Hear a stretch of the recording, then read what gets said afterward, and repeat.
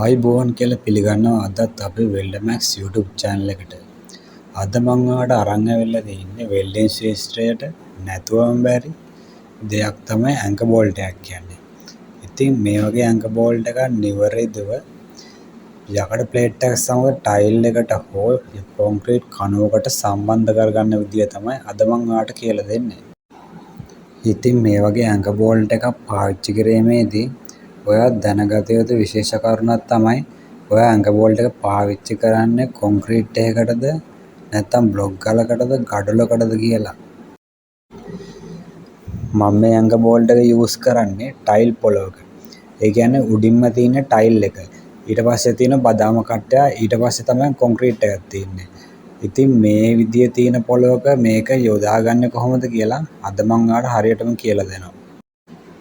මුලින් ඔයා ටයිල් එක විදින්න කලින් ටයිල් එක විද ගන්න මේ වගේ ටයිල් කටුවක් භාවිතා කරන්න ඕනේ. මේ ටයිල් කටුවත් ඔයා විදින ඇන්කර් බෝල්ට් එකට වඩා මිලිමීටර් 2ක් විතර ලොකුවට තමයි පාවිච්චි කරන්න ඕනේ. මේ ටයිල් පොළවට මම ඇන්කර් බෝල්ට් 4ක් තමයි ගහන්න බලාපොරොත්තු වෙන්නේ. දැන් මම ග්‍රිල් එකට ටයිල් කටුව දාලා තියෙනවා විද ගන්න. මේ විදිහට ටයිල් පොළව විදිනකොට ග්‍රිල් එක මේ කටුවෙන් විදිනකොට ඇත්තටම ග්‍රිල් එක කෙලින් අල්ලගෙන විදින්න බෑ. මේ ආකාරයට පොඩ්ඩක් ඇන්ගල් එකට අල්ලලා ඊට පස්සේ තමයි පොඩ්ඩක් විදුනට පස්සේ වතුරක් දාලා ග්‍රිල් එක කෙලින් අල්ලන්න ඕනේ. නැත්නම් මේ කටුවෙන් මේ ග්‍රිල් එක හැමතැනම කැරකෙන්න බලනවා. ඔයා මේ වගේ ටයිල් කටුවකින් විදින්නේ පළවෙනි වතාවට නම් මම යෝජනා කරන්නේ ඔයා ලී කෑල්ලක පොඩි තව්වක් ගහගෙන මේ කටුව බස්සන්න පුළුවන් ගානට තව්ව ගහගෙන ඒ ලී කෑල්ල සිදුරෙන් මේ කටුව දාලා විදින එක තමයි ඔයාට පහසුම වැඩේ. ඔයා මේකෙන් කලින් විදින තියෙනවා නම් ඔයා දන්නවා මේක ඒ විදිහට විදින්න බෑ කියලා.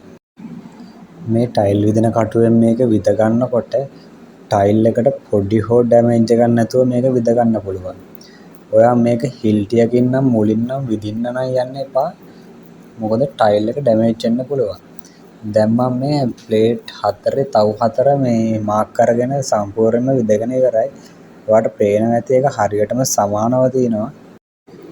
දැන් ඔයාලට තියෙන්නේ මේක හිල්ටි කටුවකින් විද ගන්න.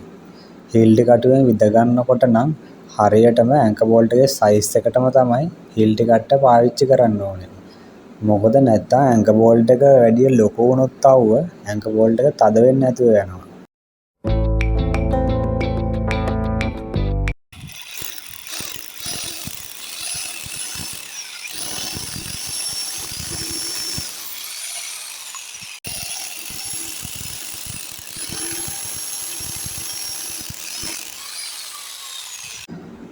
දැන් ඔයාලට තියෙන්නේ මේ තව ටික හොඳට සුද්ධ කරගන්න.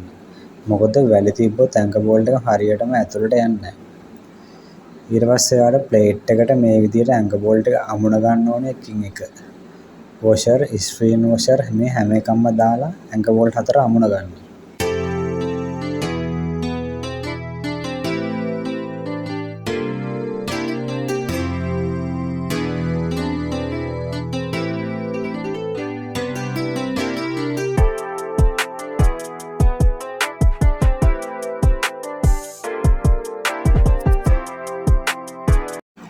ඇන්කර් බෝල්ට් එක ප්ලේට් එකට අමුණ ගත්තට පස්සේ ඔයාලට තියෙන්නේ ඇන්කර් බෝල්ට් 4 හරියටම තව්වට සෙන්ටර් කරලා මේ විදිහට ඇතුළට වස්ස ගන්න.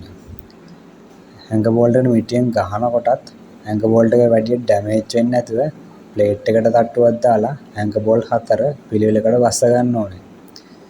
ඊන්පසු ඔයා මේකට හරියන යතුරක් පාවිච්චි කරලා ඇන්කර් බෝල්ට් එක සමානව එකින් එක තද කර ගන්න ඕනේ. මේ විදිහට ඔයා ප්ලේට් එකක් ටයිල් පොළවක හෝ කොන්ක්‍රීට් එක සම්බන්ධ කරගත්තට පස්සේ ඔයාට අත්වටක් හෝ ගේට්ටුවක් පහසුවෙන් සවි කරගන්න පුළුවන්.